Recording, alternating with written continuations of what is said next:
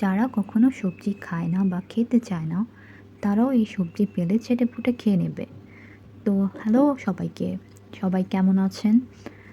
আশা করি সবাই খুব ভালো আছেন। তো আজকে আমি রান্না করব চিকেন মালাই ভেজিটেবল। তো প্রথমেই আমি কড়াইতে দিয়ে দিচ্ছি সামান্য তেল আর ঘি। এর মধ্যে আমি দিব ২ টা এলাচ আর দারচিনি।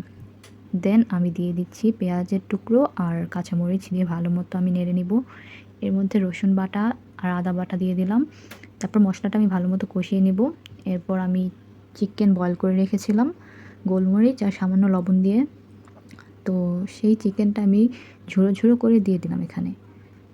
এরপর আমি একটা বাদামের পেস্ট বানিয়ে রেখেছিলাম।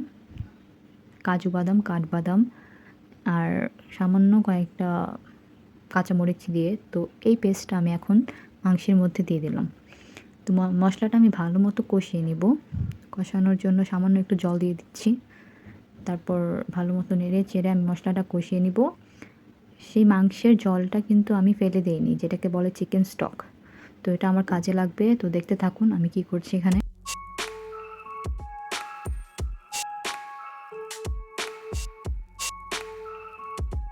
মধ্যে আমি সামান্য লবণ দিয়ে দিলাম। এরপর এখানে পেঁপে, গাজর, বরবটি আর পেঁয়াজ টুকরো, টুকরো করে আমি রেখেছি দিব। এরপর দিয়ে দিলাম পেঁপে, গাজর, বরবটি আর পেঁয়াজ আর ক্যাপসিকামটা আমি এখন দিব না, একটু পরে দিব। তো দেখতে থাকুন। আমি চাইলে পারতাম সবজিটা সেদ্ধ করে নিতে, কিন্তু আমি করিনি। এটাকে আজকে আমি এভাবেই রান্না করব। আপনারা চাইলে 50% বা 70% সেদ্ধ করে নিতে পারেন। তো আমি করিনি, আমি আজকে এভাবে রান্না করব। তো আমি মশলাটার সাথে ভালো মতো সবজিগুলো কষিয়ে নিচ্ছি ঢেকে ঢেকে, যাতে গরম ধাপে সবজিটা সেদ্ধ হয়ে যায়। তো এর মধ্যে আমি পেঁয়াজ দিয়ে দিব। তারপর হালকা একটু নেড়ে নিব। নাড়াচাড়া হয়ে গেলে আমি আবারও সবজিটাকে ঢেকে দেব। সামান্য একটু লবণ দিয়ে দিচ্ছি, যার যার স্বাদ মতো দিয়ে দিবেন। তো আমি ভালো মতো লবণটা মিশিয়ে নিচ্ছি।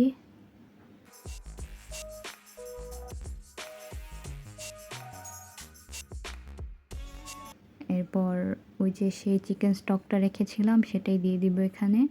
এতে করে টেস্টটা খুব ভালো আসবে এবং খেতেও খুব সুস্বাদু লাগবে। তো এখন আমি ঢেকে দিলাম। কিছুক্ষণের জন্য ঢাকনা উঠিয়ে আবার নেড়ে নিব। দেখব কতটুকু সেদ্ধ হয়েছে আমার সবজিগুলো। এর মধ্যে আমি দুধ দিয়ে দিলাম। এই দুধটা আমি ভালো করে জাল করে মালাই উঠিয়ে নিয়েছিলাম। তো সেটাই ভালো মতো ফেটিয়ে আমি দিয়ে দিচ্ছি। দুধের সাথেই সবজিটা সেদ্ধ হবে।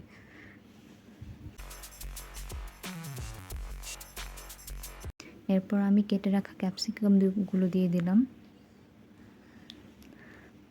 তো আবারও স্বাদ মতো লবণ দিয়ে দিচ্ছি।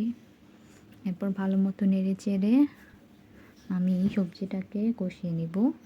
কষানো হয়ে গেছে এক পর্যায়ে আমি এখানে কর্নফ্লাওয়ারের গুঁড়ো জলের সাথে মিশিয়ে এটাকে আর কি মিশিয়ে নিচ্ছি। ভালো মতো নাড়াচাড়া করে এখানে 2 চামচের মতো আমি ঘি দিয়ে দিলাম। পরে ভালো মতো নাড়াচাড়া করে আমার রান্না কিন্তু এখানেই শেষ। সো আপনারাও ট্রাই করে দেখবেন। পোলাওয়ের সাথে বা বিরিয়ানির সাথে খেতে কিন্তু অসম্ভব মজা লাগবে, এবং যারা সবজি খেতে চাইবে না তারাও এটা বারবার খেতে চাইবে। তো আশা করি আপনারা আমার ভিডিওটাকে লাইক, কমেন্ট, শেয়ার করবেন আর ভুল ত্রুটি ক্ষমা করবেন। Thank you.